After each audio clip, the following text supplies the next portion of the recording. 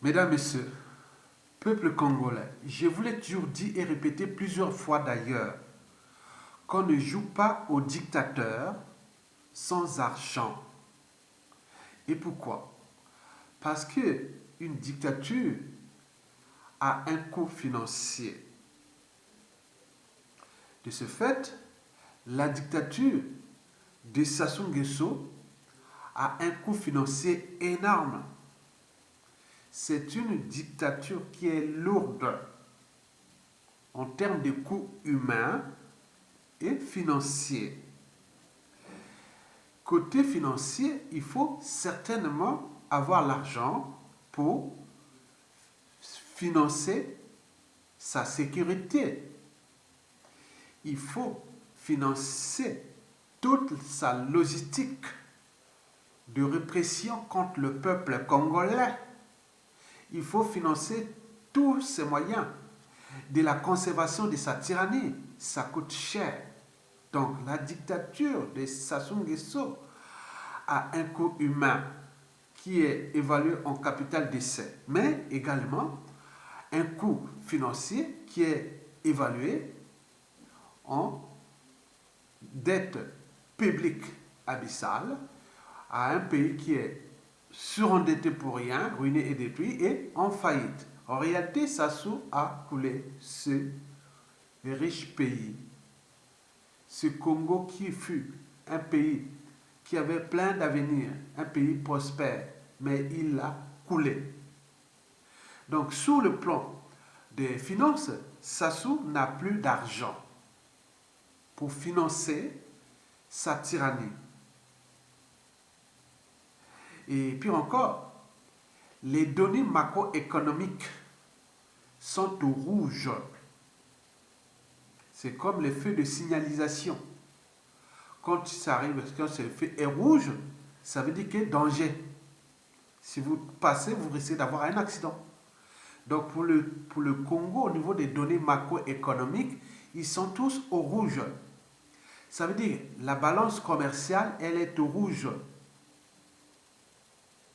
On n'exporte plus grand-chose. Parce que c'était le pétrole. Maintenant là, il n'y a plus rien. Plus grand-chose. Le taux d'investissement public et privé, la dette est abyssale et aucun investisseur viendra mettre de l'argent dans ce pays où on peut voler votre investissement, où vous risquez à tous les coups d'être roulé dans la farine par le système Sassou Nguesso. N'oublions pas qu'on n'emprunte pas l'argent à un fou. On n'emprunte pas l'argent à un régime politique ou à un pouvoir qui ne respecte pas les fondamentaux des règles économiques, financières et du business. Il n'a jamais tenu ses engagements. Il ne joue qu'à la malgouvernance parce que ce dictateur Sassou Nguesso était protégé par la France-Afrique qui elle-même est en difficulté. Et donc vous imaginez au niveau des taux d'investissement, il est au rouge. C'est la raison pour laquelle les infrastructures tombent en panne et de compagnie ne peut plus réparer ni faire ses poses de pierre de ces infrastructures de merde. Il ne fait plus ça parce qu'il n'y a plus d'argent. Personne ne veut plus lui donner l'argent. Que ce soit au FMI, au Club de Paris, que ce soit partout, non. On ne veut pas. On ne veut plus de ce monsieur. C'est un risque absolu. Et je voulais parler aussi sur une vidéo qui est passée inaperçue, c'est qu'on appelle les dettes odieuses. Et que historiquement, depuis la révolution russe de 1917, elle a fait jurisprudence, même bien avant. C'est-à-dire, quand on voit qu'un pays qui s'endette, qui va chercher de l'argent, comme ça soit surendetté ce pays, on remarque que toutes ces dettes ne servaient pas pour l'intérêt de ce peuple. Donc, cette dette-là, à la chute de Sassou, nous pouvons mettre des procédures de jurisprudence sur la dette odieuse. Elle ne nous appartient pas parce que cette dette a été en grande partie pour le compte, utilisée pour le compte de la conservation de la tyrannie de Sassou Nguesso et du financement de ces moyens de pression contre le peuple congolais. d'où son capital décès qui avoisait déjà les millions de morts. Donc cet argent a servi à tuer, massacrer les Congolais et à conserver sa tyrannie. Donc au niveau investissement, plus rien. Personne ne va prendre les risques aujourd'hui. Personne. Et le troisième indicateur, c'est le taux de consommation intérieure. La dette creuse. Les opérateurs économiques qui, dans 90% des cas, c'est des gens qui travaillent pour le compte du tyran. Hein. Donc ils ont gagné l'argent avec lui. Maintenant là, les pays ont faillite, mais eux aussi deviennent dans la merde. N'oublions pas les salaires des fonctionnaires, les retraites, les pensions retraites, et la bourse des étudiants, les infrastructures, tout dans la merde. On ne peut plus consommer au Congo, il n'y a plus rien. Donc quand on prend ces trois indicateurs-là, on dit qu'on est en récession. Non pas en récession, on est en régression. On est en faillite. Et donc ça s'ouvre à ses priorités. Et que je vais vous l'expliquer. Donc, au point de vue macroéconomique, le calvaire des Congolais va certainement continuer. Donc nous allons vivre les calvaires. Ce n'est qu'un début encore, tant que ça sera encore là. Et là, vous allez vivre vraiment ce qu'on appelle le calvaire, l'enfer sur terre. Vous allez par exemple voir que Sassou Nguesso est en train d'organiser les dialogues, les points. Et pourquoi? Et qu'est-ce que ça peut faire? Et pourquoi? Parce que déjà pour lui, Denis Sassou Nguesso, il dit qu'il est un conquérant, il se conçoit comme un conquérant armé. Il vous conçoit, vous, population congolaise, comme des populations conquises, soumises, vassalisées, indigènes et esclaves. Il vous voit comme des esclaves. Et lui, c'est quoi? Comme un conquérant armé. Et avec le peu de moyens qu'il a, il se bat pour sa survie. Et pourquoi? Parce qu'il y a un proche de Sassou Nguesso qui l'a dit très bien, que s'il perdait le pouvoir avec les crimes qu'il a commis dans ce pays, il serait un homme mort. Il avait dit ça à un proche en 2016. Et donc, Sassou, comme son système n'est pas aménageable, donc il ne changera pas, Sassou ne changera jamais. Donc il sait bien que ce qu'il a dit, c'est vrai, que s'il quitte le pouvoir, avec les crimes qu'il a commis dans ce pays, c'est un homme mort. Donc si vous voulez que je quitte le pays, quitte le pouvoir, eh ben, tuez-moi. Mais comme les gens n'ont pas envie de le tuer, ni quoi que ce soit, et autres, bon, là, il tient. Et donc pour lui, il se bat pour conserver cette tyrannie afin de sauver sa peau de ses crimes, lui-même de ses crimes. Et donc sur ce plan de la conservation de sa tyrannie, la fin ne justifie plus les moyens, ni les stratégies, ni les stratagèmes et tout compagnie pour rester là au pouvoir et mourir au pouvoir. Il veut mourir aux affaires. Ce qui fait que le calvaire va continuer là, il continue là. Parce que nous sommes rentrés au fond du trou. Toute l'Afrique francophone qui est déjà dans la merde est comme au rez-de-chaussée. Mais nous, Congolais, on est au sous-sol. Dans toute l'Afrique francophone qui est dans la merde comparée à l'Afrique anglophone. Mais l'Afrique francophone est au rez-de-chaussée dans tous les pays d'Afrique francophone. Mais nous, on est au sous-sol au Congo-Brazzaville avec Sassou Nguesso. Donc, le calvaire continue. Ça, c'est le premier point. Donc, c'est-à-dire, Sassou souhaite mourir au pouvoir, très bien, on le sait. Le deuxième point, après, c'est ça peut faire, puisqu'il a aussi d'autres arguments qui tiennent compte de la deuxième raison pour laquelle le calvaire des Congolais va continuer. Déjà, l'opposition politique qui est là, en campagne avec Sassou Nguesso pour prolonger les calvaires des Congolais. C'est du jamais vu. Vous avez vu les oppositions politiques partout dans toute l'Afrique où ces opposants luttent contre les tyrans. c'est pas pareil comme nous. Nous, elle est là, elle est associée, elle est auxiliaire pour prolonger le calvaire des Congolais. Bien entendu, après le jeu du chat et de la souris, viendra celui du gendarme et du voleur. C'est les raisons pour lesquelles la chute de Sassou Nguesso est problématique aussi pour cette opposition si elle ne prend pas ses responsabilités. Puisque nous risquons d'avoir un fou. Parce qu'on ne peut pas contrôler le quotient intellectuel ou l'esprit ou même d'une foule, d'un groupe. On ne sait pas que parmi ces gens qui ont subi Sassou Nguesso, donc sur tous les plans, hein, au plan moral, psychologique, administratif, économique, social, et même d'intégrité physique et autres. Mais ces gens-là, vous croyez qu'ils vont faire votre jeu là de Madingou et faire le jeu là, vous faites un double jeu où vous vous êtes déjà identifié. On leur demande de sortir de cet enfer-là, ou regroupez-vous pour s'en sortir là, mais ils font le jeu puisqu'ils sont même pris dans le pied de Sassou Nguesso.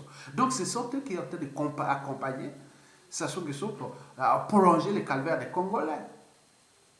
Donc vous avez tout compris. Mais j'ai dit malin, hein? Vous savez, vous avez tout compris. Donc, Sassou Nguesso tient à mourir aux affaires. L'opposition tient à prolonger le calvaire des Congolais. Et troisièmement, comme le malheur de France-Afrique peut en cacher un autre.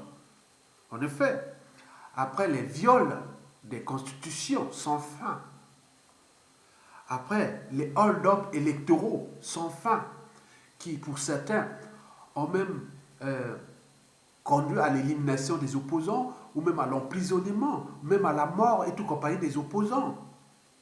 C'est honte négro, honte noire, qu'est-ce que ça peut faire?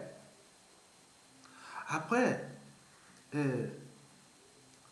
les troisième mandats sans fin, qui pour certains ont conduit à la liquidation des populations. Nous avons par exemple pu voir en 2015, après le coup d'État constitutionnel, le viol de l'ordre constitutionnel en 2015, puis suivi du coup KO de 2016, on a par exemple pu voir la liquidation des populations dans le pôle. Et c'est sans fin. Donc, nous allons voir que de ces situations, nous nous rendons compte qu'aujourd'hui, tout cet ensemble, hein, c'est vraiment comme un pacte qui conduit au déclassement, au déshumanisme et à la tiers-mondisation de l'Afrique francophone, et notamment dans notre zone CEMAC. Parce que le lendemain, aujourd'hui, c'est une zone sans espoir, ni lendemain à construire, et encore moins de futur à édifier. Par exemple, ici en France, les jeunes de tout âge, hein, à partir de 20 jusqu'à 40 ans, font des rêves. Ils peuvent devenir députés, ministres et autres, respectés et développer leur pays. Mais nous, là-bas, tout est bloqué. Il y a les dictateurs qui sont là, bloqués comme ça. La France-Afrique, dans la mêlée. Les opposants aussi dans la mêlée. Contre les peuples, ils sont comme ça. Ils sont unis comme ça. Et, résultat du coup, ces pays-là sont en train de s'effondrer. Donc, les Nyongologues au Congo, Brazzaville, Denis Sassou Nguesso, bientôt sera en défaut de paiement. Et les experts sont unanimes sur la question qui est la dévaluation du fonds CFA guette la CEMAC, Communauté des États d'Afrique centrale, Communauté économique et monétaire d'Afrique centrale, qui n'est qu'une succursale du Trésor public français. Et donc ça va être dans la merde. Donc la dévaluation est inévitable. Écoutez ceci, pour avoir un peu les analyses d'un expert qui parle de la situation. You know, if there is a series of defaults, running across Africa, and if private creditors are involved, where does that leave the private creditors? Do they end up having to absorb that loss, or is there some kind of legal recourse for them to get some of those loans back? I think it is clear that there will be private sector involvement in defaults coming up.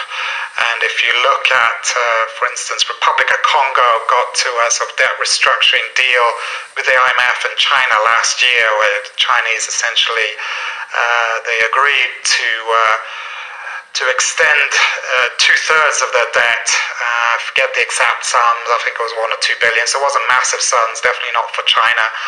To defer or to extend the maturity of 2/3 of that debt by 15 years, and then Republic of Congo agreed that the remaining third, that they would repay that by the end of 2021, which is now looking pretty unlikely. But the problem with that deal, I mean, they did get a first IMF disbursement. They did get an IMF program and a first disbursement of funds, but then the program has essentially been on ice because the private creditors, in this case was Trafigura and Glencore, did not agree to the sort of write-downs of the debt. That was kind of part of that deal. So I think that is quite significant. I think it shows that the problem with the debt relief is not going to be in China, I think, even though, of course, they need to work out the differences with the US and the rest of the G20, but with the private sector creditors. And I don't think, as I mentioned before, I don't think China and the G7 are really too far apart when it comes to the private sector involvement in any debt restructuring. So there's no leverage over the private sector debt, the private creditor debt, because the jurisdictions are so spread out. No one organization has it. And I think that's one of the difficulties that we're running into with this debt crisis, because back in the old days, in the 80s, for example, most of the debt was consolidated with international financial institutions, so the decisions could be made in London and Washington, and basta pasta, everything's done. Now, as you pointed out, gazillions of bondholders have to be, involved in any solution, and there's no compelling legal force, as far as I can see, that would bring a resolution to this. So where does that leave us? Let's close our discussion now in terms of what's the takeaway, because these African leaders for 6 months have been asking for the same thing and have made effectively no progress. As far as I know, the IMF is no closer to actually issuing a new special drawing rights, in part because, as you pointed out, there is this pressure in the United States to make sure that China and Iran and US enemies like Venezuela don't get access to any special drawing rights, because when the IMF does an SDR, every single member of the IMF is granted money. So that makes it difficult on the SDRs. In terms of the $100 to $150 billion infusion that they've been asking for to help resolve the liquidity crisis, haven't heard anything on that.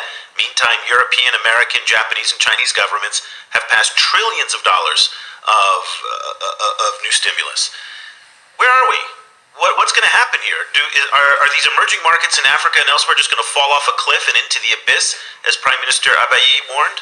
No, there are going to be defaults. I think that is clear, but I wouldn't say that all countries are in a position where they're going to default. I mean, there are definitely countries that are in a relatively good position, that have the majority of their debt is from multilateral institutions, very low interest rates, and I mean, they're going to have to take sort of economic pain, devalue their currencies. I think, very many African currencies are overvalued. You're going to have to devalue the currencies, improve your balance of payments on that way. And I think, there are, you say there's no leverage. I mean, it's very hard. I mean, that's a coordination issue.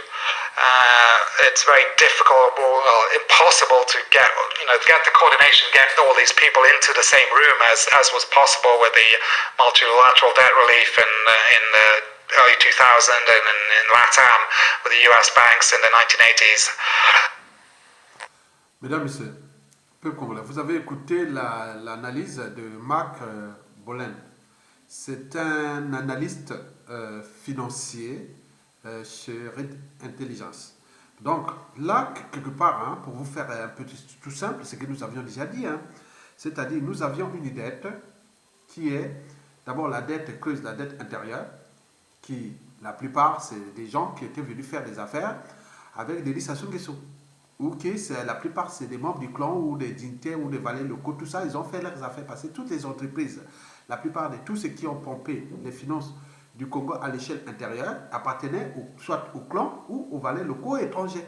Mais les Congolais n'avaient même pas droit au crédit. Ça, c'est sûr. Maintenant, cette dette intérieure qui est là, qui nous appartient, hein, quelque part pour l'État. Mais ce sont des trucs à négocier. Les personnes qui vont venir vraiment demain comme opérateurs réclamer ces dettes intérieures, mais ils pourront aussi avoir des soucis parce qu'il faut savoir comment ça s'est passé. Mais je suis sûr et certain la moitié vont disparaître, vont laisser tomber parce que c'était vraiment des escrocs. Mais on ne va pas les laisser comme ça. Ça, de la dette intérieure, qu'on appelle la dette creuse. Mais il y a aussi la dette extérieure. Et cette dette extérieure, en grande partie, c'est la dette avec la Chine. Vous savez qu'en Chine, si vous volez l'argent du bien commun public, on vous tue. On vous tue. Mais là, je ne sais pas pourquoi la Chine, oui, c'est des affaires chinois qui jouent là. Maintenant, aujourd'hui, sur la dette extérieure que nous avions avec la Chine, c'est tout justement la dette qui consistait à jouer le jeu de pétrole contre infrastructure. Hein? Pétrole contre infrastructure. Mais Sassou n'a pas tenu ses engagements. Ok, dans ces pétroles aussi, là, il y a eu des préfinancements. Donc, on vous donne l'argent avant qu'on exploite. Et donc, il y a eu toutes ces opérations des traders et tout ça. Il doit beaucoup d'argent aux traders. Mais il y a eu aussi beaucoup de magouilles là. Mais or, depuis la Covid-19, le marché du pétrole s'est effondré. Or, le modèle économique, l'argent, les ressources, les recettes de Sassou Nguesso, c'était du pétrole. Là, il n'y a plus rien. Le bois est géré de l'opacité totale, on ne sait pas où, et les mines solides aussi, mais la plupart de ces mines solides ou de ces bois maintenant appartiennent aux sociétés chinoises parce qu'ils veulent récupérer leurs dates en passant par des sociétés qu'ils ont installées là pour détruire. Ils sont en train de détruire là, donc le pays, quelque part, est laissé à la gueule du loup et au bec de vautour des Chinois qui sont en train de sous l'autel de ces dettes, ça se laisse libre cours. Aujourd'hui, croient être protégés par la Chine, mais c'est une dette qui est vraiment injuste. Donc, elle fait partie des dettes qu'on appelle les dettes audacieuses, voilà, odieuses, dettes odieuses, voilà, odieuses, voilà. Donc, ces dettes-là, ça ne nous appartient pas. C'est la dette de Sassou et de ça, ils le savent, parce que les procédures sont là. Et donc, cette dette-là, qui est là, en tenant compte de ça, Sassou n'a plus d'argent parce qu'il ne peut plus emprunter, parce qu'il faut d'abord traiter les problèmes, négocier les problèmes avec les traders, les préfinancements, avec tout ce qui s'est passé, et avec la Chine. Le FMI ne va pas lui donner l'argent tant qu'on ne résout pas les problèmes avec sa dette avec la Chine, les problèmes des traders, et ça, l'opacité totale, parce qu'ils ont fait l'impact là-bas. Et donc, c'est juste ce jeu-là, tant que ça soit encore là, et donc, cette dette va rester bien sûr, mais le calvaire des Congolais va continuer puisque toutes ces infrastructures sont en train de tomber en ruine. Alors que si ça se dégageait, on pouvait tourner une transition, on pouvait après faire des élections ou pas, et trouver quelque chose pour emprunter et remettre la bonne gouvernance, et tout ça, le Congo redémarre. Mais il faut le savoir que sur 100% de notre dette, là, près de 2 tiers, ce n'est pas notre dette. C'est une dette privée de Sassou et de Nguesso, transformée en dette publique. Et que demain, nous allons les jouer dans le cas des dettes odieuses et dans la jurisprudence. Ça ne nous appartient pas. Il y a la marge. Ça, il n'y a pas de problème. On peut le prouver. Que Sassou 1 n'a pas été élu. Il a violé la Constitution. Il a fait plein de trucs. On peut tout justifier. Ça, il n'y a pas de souci. Mais en attendant, mais il est là. Et donc, le calvaire continue. Donc, la France-Afrique, en 2019, il devait soit quitter le franc CFA ou le prolonger. Mais jusqu'à présent, il y avait une période d'abattement de 1 an. Donc, ça se termine le 26 décembre, là. Hein, 26 décembre 2020, là. Il devait demander sinon on quitte le franc CFA ou pas. Or que la période d'abattement, elle est là. Donc, il faut négocier. Est-ce que nous allons rester dans le franc CFA ou pas? Mais là, l'aide morte. Avec ces sous-préfets-là qui se battent pour prolonger leur tyrannie au détriment de ces peuples-là. Et donc là, le 26 décembre, est-ce qu'on va sortir du franc CFA ou non? Et si c'est pas, on ne sort pas du franc CFA, mais la dévaluation est inévitable. Est inévitable. Inéluctable. C'est comme si vous n'avez plus d'argent, vous n'avez plus quelque chose, à un moment donné, vous êtes devant le fait accompli. Donc la France s'est dit, attends, je sors du franc CFA qui risque d'avoir des conséquences parce que le franc CFA est sa vache à lait. Comme l'a dit tous les journaux, même allemands, ils disaient que le franc CFA livre à la France près de 900 milliards de dollars chaque année.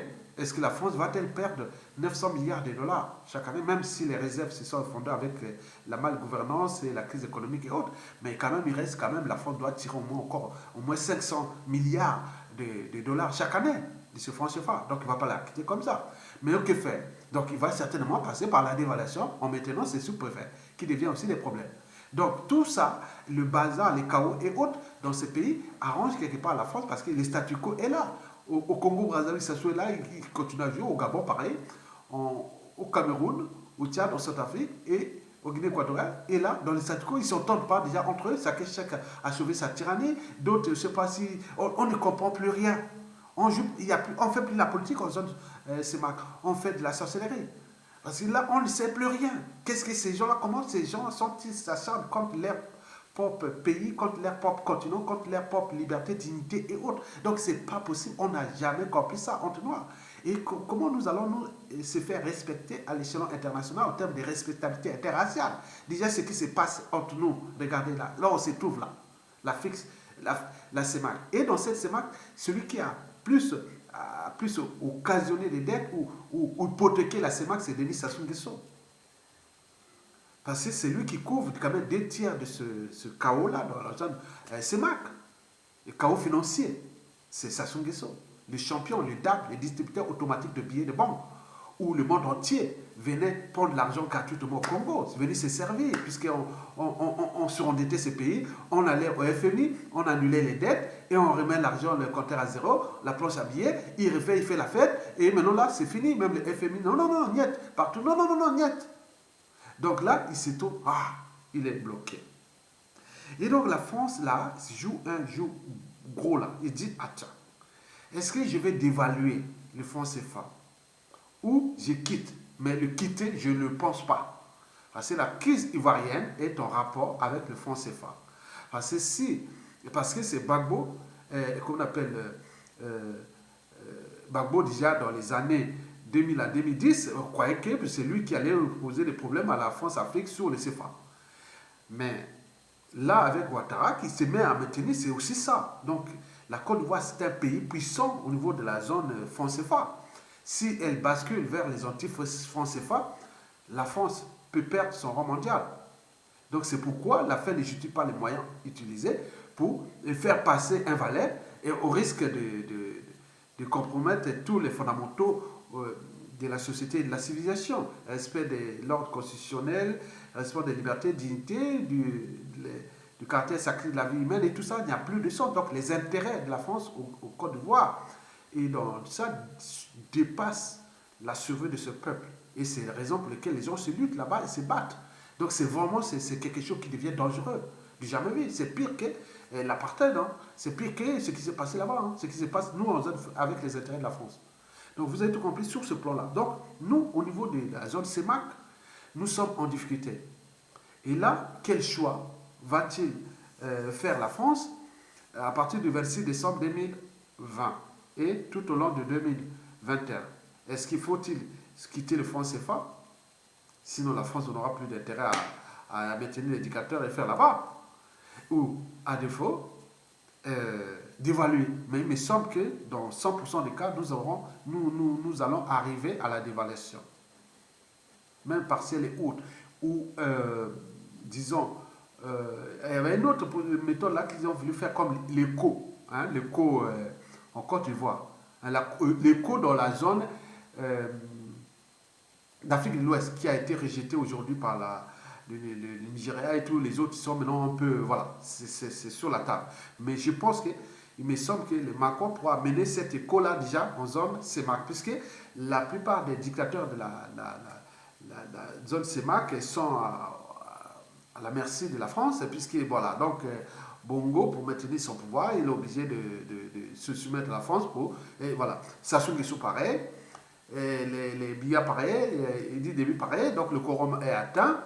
Il reste les récalcitrants, il reste Obiangema qui ne pèse pas aussi, et puis la Centrafrique qui ne pèse pas aussi. Les pays qui pèsent, c'est le Congo, le Gabon, le Cameroun et le Tchad. Et donc, vous voyez, tout ça, ce sont des valets. Donc, ils vont certainement accompagner la dévaluation autre et en leur permettant de passer à d'autres mandats sans fin et détruire ce peuple. C'est tout. Donc, on n'a pas d'issue. On n'a pas d'issue si on ne prend pas des responsabilités. Mesdames, Messieurs, peuple congolais. Donc, si on passait à la dévaluation, le risque pour la France est élevé. Premier risque, d'abord conventionnel. Depuis la mise en place de ce FALA et la France-Afrique dans les années 60 d'indépendance, cette Afrique francophone ne cesse de s'enfoncer. On va de dévaluation en dévaluation. Et donc, ça devient vraiment une zone sans espoir. Donc, les gens disent non, mais quel enfer sur Terre. Bien entendu, j'avais dit que reformuler la pensée de Aimé Césaire qui disait que le malheur de l'Afrique, c'est d'avoir rencontré la France. J'ai reformulé ce questionnement ou cette pensée que le malheur à venir de la France, c'est d'avoir entretenu la France-Afrique. Parce que le monde a changé, va changer. Donc nous sommes là arrivés à l'apogée de la France-Afrique. Mais après, ça va se décroître comme ça. Et avec cette décadence, combien d'autres victimes? Et non la France. Au niveau de son influence en Afrique, son rang mondial et compagnie. Mesdames, Messieurs, Congolais. Donc, au niveau conventionnel, donc, cette dévaluation en cours va devenir de plus en plus problématique pour la France parce que comment ça fait que cette zone, comparée à la zone anglophone, et qu'ils sont en train de s'effondrer. Alors que ce sont des pays riches, il y a tout, mais qui sont des pays qui deviennent de plus en plus pauvres. Où l'immigration, il n'y a que des drames là-bas. Et deuxième risque, c'est que le risque est sociopolitique, déjà pour les dictateurs eux-mêmes.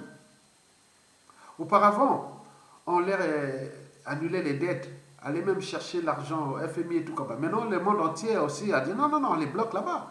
Maintenant, les dévaluations. Donc, ils n'ont plus assez de moyens.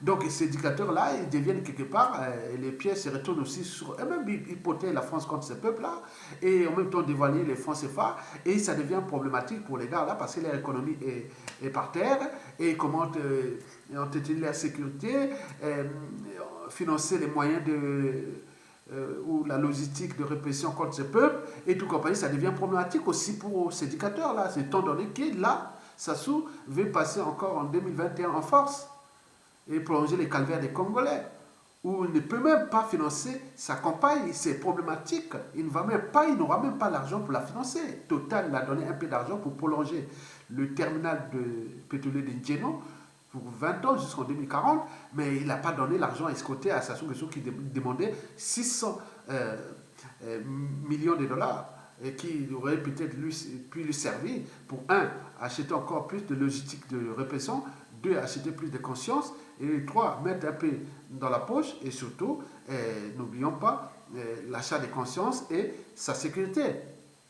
Mais là, il me semble qu'on nous signale qu'il a eu que peu, ça ne suffit pas, entre ce qui est à lui pour son train de vie et le fonctionnement de sa tyrannie, et plus le financement de ce 4e hold-up de 2021, donc il devient problématique pour lui. Donc là, il est coincé, Sassou Nguesso. Et donc, sur le plan de risque sociopolitique, et si on ajoute plus la dévaluation, là, c'est quelque chose qui va aller loin, parce que là, le risque déjà social dans la CEMAC est élevé. Il arrivera des tensions au Gabon, au Cameroun, au Tchad, et partout, ça va être l'embrasement. Dévaluer quoi? Les CFA? Avec tout ce qu'il a donné là? Une monnaie qui ne nous sert à rien, en plus on l'a dévoilée.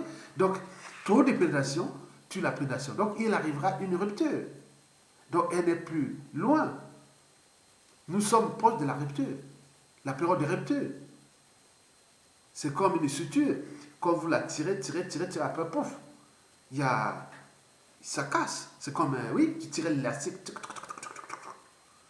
La France, Afrique, les pays d'Afrique ont dit laisse tomber la foi, pourquoi nous faites non mais je n'ai pas le choix, j'ai mon rang mondial, j'ai mes trucs, donc je suis obligé de vous tirer, j'ai fait la superprédation. Or la superprédation tue la prédation, donc il va arriver à une rupture. Donc dans 100% des cas, si la France ne repense pas sa diplomatie en Afrique francophone, si la France ne remet pas en cause son CFA, et il est certain qu'elle va s'effondrer avec son précaré, qui aujourd'hui est dans les soucis. Vous allez en Afrique de l'Ouest, vous voyez que ça, au Mali, vous avez vu tous les terroristes et tout ce qui se passe, c'est qu'il y a des désolation là-bas. Au Guinée, pareil. En Côte d'Ivoire, pareil. Au Togo. un peu d'accalmie au Burkina Faso, et comme dit encore, et nous vivons au Niger avec l'exclusion des opposants. Alors que ça se passe qu'en zone France-Afrique, il regroupe 2 tiers d'éducateurs du continent africain quand même. 2 tiers. Cherchez l'éducateur en Afrique. 2 tiers sont francophones. Et donc, vous avez tout compris. Et donc, sur ce plan là, donc, il est certain que la France a tout à perdre là-bas. Pourquoi? Parce que là-bas, les gens ont tout perdu, n'ont plus rien à perdre. Et qu'avec les bouleversements en cours, les Africains de plus en plus éclairés, informés et autres, il arrive, c'est-à-dire au rapport de force des leaders. Aujourd'hui, c'est ceux qui ont pris le contrôle de l'Afrique, sont encore là. Ils tiennent, mais ceux qui montent, ceux qui veulent prendre le contrôle de l'Afrique montent comme ça. Ils sont en train de monter au fur et à mesure de l'évolution d'Internet et des enjeux des grandes puissances et autres. Ils sont en train de demander, il arrivera une rupture. Et la France aura tout perdu. Peut-être nous serons en 2030, 2040, 2050. Mais c'est pas loin pour un peuple. Il a les temps. Donc c'est la France qui doit prendre ses responsabilités aujourd'hui parce que le futur, vous l'avez dit, c'est tout seulement le passé et le présent qu'on ignore. Et donc vous devez comprendre que notre situation aujourd'hui avec Sassou Nguesso, c'est qu'il va couler, faire couler la monnaie de son protecteur, c'est-à-dire le CFA. Il va le dévaluer à cause de Sassou Nguesso. Donc Sassou Nguesso, quelque part, est en train de faire couler la monnaie de son protecteur. Et deuxièmement, Sassou Nguesso est dans les difficultés parce que là, il n'a plus le choix, on ne joue pas au dictateur sans argent. Or, sur ce plan, là encore la marge, puisque lui, il a les moyens de pression. Il a dit que tant qu'il n'aura pas une force supérieure à lui, il ne lâchera pas. Il ne lâchera pas. Donc, il va prolonger certainement le calvaire. Et comme l'a dit, que toute chose a toujours un début et une fin, toute dictature a toujours une durée de vie limitée, et donc il va certainement s'effondrer. Et donc avec lui, combien d'autres victimes, notamment les opposants qui l'ont servi, et qui, au sein de nos populations, peuples, nous sommes nombreux à avoir subi l'injustice administrative, au pays comme à l'étranger. À l'étranger, les problèmes de visa et des passeports. Donc là, c'est une bombe à retardement, des rancunes, d'injustices et d'oppression à venir pendant Sassou Nguesso. Du point de vue politique, vous avez vu tout ce qui s'est passé depuis son coup d'État jusqu'à nos jours. Au niveau politique, contre les opposants, contre ceux humanitaires, les capitales d'essai qu'il a emmenés et autres. Donc il y a beaucoup de drames qui sont là, qui sont en dormance. Et donc nous devons éveiller les consciences des uns et des autres que nous sommes là pour vous mobiliser, vous conscientiser, élever la raison pour que vous puissiez comprendre que nous sommes en danger, individuellement et collectivement, tant que Sassou Nguesso sera là avec son opposition. Et que la zone France-Afrique n'est pas aménageable pour l'instant. On leur envoie des vidéos, des rappels et autres pour se transformer, mais c'est comme ça. La France, c'est comme toutes les guerres de la France a perdu comme ça. La France, depuis 1870, a perdu toutes ces guerres parce qu'elle est un peu têtue. Un peu têtue. Je vous parle par exemple de la Deuxième Guerre mondiale. Au moment où il sortait de la Première Guerre mondiale, l'Allemagne était en train de se structurer, s'organiser. Et la plupart des officiers français jouaient l'arrogance et ils avaient choisi l'intendance. Il n'y avait pas de guerre. Arrivé, boum, perdu, la débâcle. Et il a pesé tous les airs jusqu'à l'Algérie. Et tout ça. Toujours, il revient toujours là. Non, on dit non, mais attention, danger. Vous êtes en danger, vous n'êtes plus seul dans ce monde. Vous n'êtes plus une grande puissance d'influence en Afrique comme ce fut des années avant la fin de la guerre froide. Maintenant là, vous n'avez plus que 10% d'influence contre 90% ou même 100% en 1990. Donc il y a les marges aujourd'hui pour le peuple là pour se transformer contre l'autre France-Afrique des dictateurs pour mettre en place la France-Afrique des peuples. Et que nous devons monter dans les modèles qui existent déjà. Les modèles lysophones en Afrique. Les Portugais n'ont plus aucune ingérence dans leur ex-colonie, ni les Anglais d'ailleurs. Et vous voyez, tous ces espaces-là sont dynamiques. Mais qu'est-ce qui nous reste à la France avec tout ce qu'on a comme richesse et se passer du temps à jouer contre l'ordre constitutionnel, contre tout ce qui s'est passé. Mais attendez, bon, vous avez tout compris, mais jusqu'à combien de temps encore? Donc je voulais seulement dire ça à la France, qu'elle prend ses responsabilités, que cette oligarchie politico-affairiste française devient le problème des enjeux majeurs de la France en Afrique, qui Il faut les rappeler, il faut les dire en français, comme l'a dit Chirac, comme connaissent toutes les oligarchies, même le Sénat, le rapport du Sénat français en 2013, ils savent bien que l'avenir de la France est en Afrique. Mais pourquoi? Parce qu'il tient là d'abord de son économie, hein, une source de croissance de l'Afrique francophone. Et deuxièmement, aussi de son rang mondial. Mais s'il perd là, à partir des tensions qui règnent en Côte d'Ivoire, qui va certainement avoir des pattes, parce que les gens là-bas vont résister jusqu'au bout, et qui aura des conséquences aussi en Afrique centrale, et la montée de d'autres puissances, la Chine, l'Inde, et autres dans ces jeux des requins, et les transformations américaines, et qui dit quand même quelque part que bon, ben, on ne va plus jouer au colonialisme contre nos frères africains, même. Oui, Obama a raté quelque chose en 2008 à 2016, mais est-ce qu'au sein de l'administration Joe Biden, il va dire non, mais ça devient aussi un problème. Il faut appliquer les institutions fortes au lieu des hommes forts. Et qui ont dit que quelqu'un qui a bafoué la Constitution, on dit qu'il s'est représenté par devoir. Par devoir. Mais ce n'est pas possible. Donc pourquoi on ne fait pas ça en Occident? Pourquoi Obama ne s'était pas présenté par devoir? Pourquoi Nicolas Hollande, certainement en 2022, il va se représenter par devoir? Et même tout le monde va se présenter par devoir. Même il n'y a plus de droit, hein, on ne respecte plus rien des stocks, par devoir. Devoir de qui? Devoir par rapport à qui? À qui? Le peuple a dit non. Vous avez quel devoir? Le devoir est légitime. Le peuple vous dit non, il vous refuse. Vous allez revoir quel devoir par rapport à qui?